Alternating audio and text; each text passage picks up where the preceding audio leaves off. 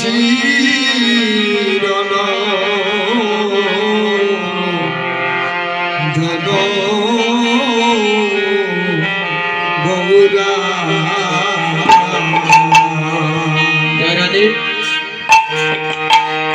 আমরা মনপ্রাণে গৌরকে সবাই ডাকবো। আমি দিনহীন কাঙ্গালে ডাকে, হয়তো গৌর যদি না আসে আপনাদের মতো শুদ্ধ মুখের ডাকে গৌর আসবে।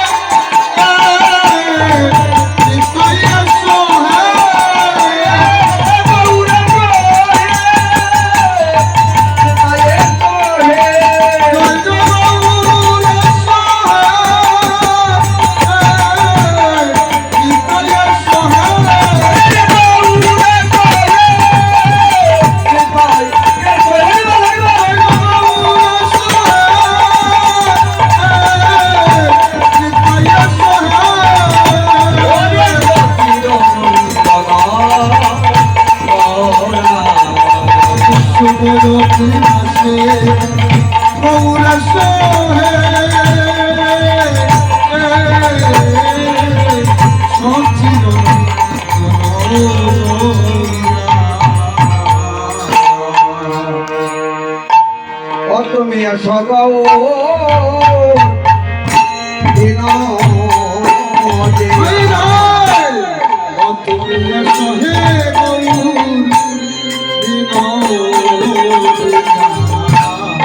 ওরে শিবা শঙ্খ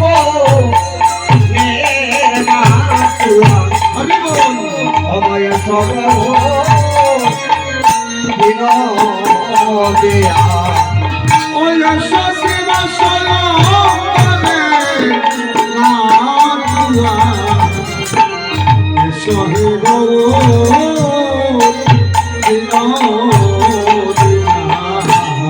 এসো শিবা শঙ্খ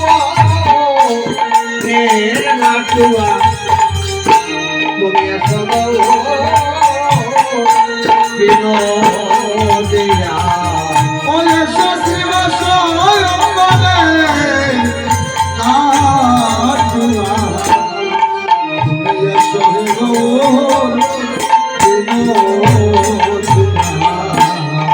তোমার বাইরে তাইকে সঙ্গে নিয়া তুমি বিনোদিয়া ও তোমার ভাইরে তাইকে সঙ্গে নিয়া তুমি সহে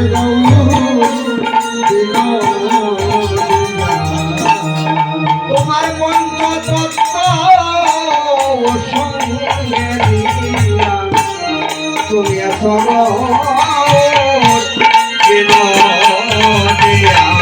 ও তোমার পঞ্চতত্ত্ব সঙ্গে দিয়া তুমি সহে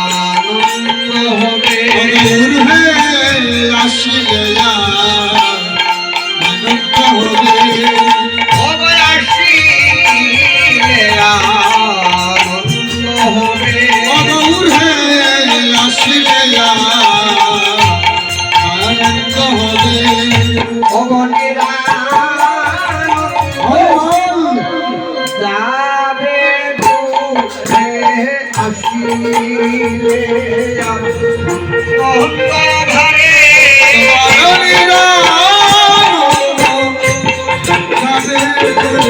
যাবে শিলেয়া অন্ধকারে আনন্দ যাবে দূরে আসিলে অন্ধ হবে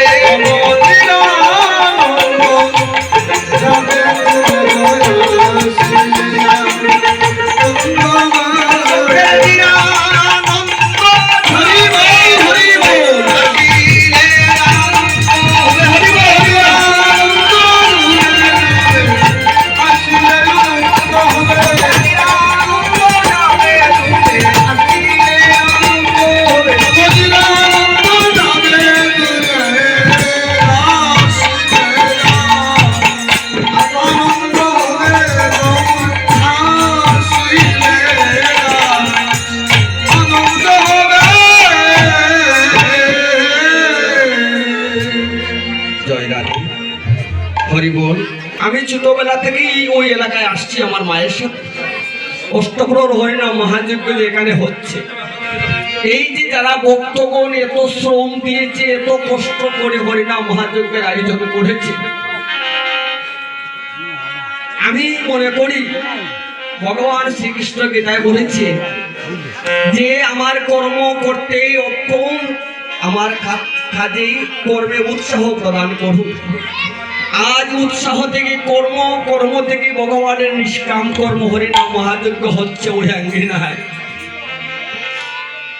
এই কথা ভাবতেই আমি আমার নয়ন জল ধরে রাখতে পারছি। এই অনেকের সাহায্য সহযোগিতায়, অনেকের শ্রম, এত কষ্ট, ভগবানের নামে যে ওরা অত পরিশ্রম করছে তাদের গায়ে লাগেনি। কেন লাগেনি? যে আমার ভগবান যদি খুশি হোক আমরাও খুশি। এই জন্যই তো হরিনাম মহাযজ্ঞ হচ্ছে। একটা কথা আছে, ভক্তরা যখন ভগবানের শ্রীচরণে আত্মসমর্পণ করি তখন ভগবানের কৃপা হয়, এতে কোনো দ্বিধাদ্বন্দ্ব নেই। যাই হোক, শুভ অধিবাস। আমি দিনহীন কাঙ্গাল এখানে দাঁড়িয়েছি শুধু আপনাদের আশীর্বাদ নিয়ে। আমি এই আশ্রমে ভাগবত পাঠ করেছি। এই তিন গ্রামের যে ভক্তরা যারা যারা ছিলেন, এই ভাগবত পাঠে যে আনন্দ হয়েছে, সেই আনন্দ থেকেই আজ হরিনাম মহাযজ্ঞ শুরু হয়েছিল, তা হয়েছে। ভাগবত পাঠে যে প্রেমের সঞ্চার হতো, আমি দেখতাম যে কেউই নয়নের জল ধরে রাখতে পারত না। সেই নয়নের জল আমার প্রাণ গোবিন্দ রাধা মাধব স্বীকার করে নিয়েছে। আমরা সবে মিলে, আমি শুধু একা নয়, সবে মিলে গৌরকে আহ্বান করব। আমরা সবে মিলে গৌরকে, গৌর হরির নামে জয়ধ্বনি করবো। জয় রাধে। আমার মনে হয় যারা যারা বাইরে দাঁড়িয়ে আছেন সেবা সম্মানে আসলে ভালো হবে। আমি আদেশ করব না, শুধু আপনাকে বিনয় করব। জয় রাধে। জয় রে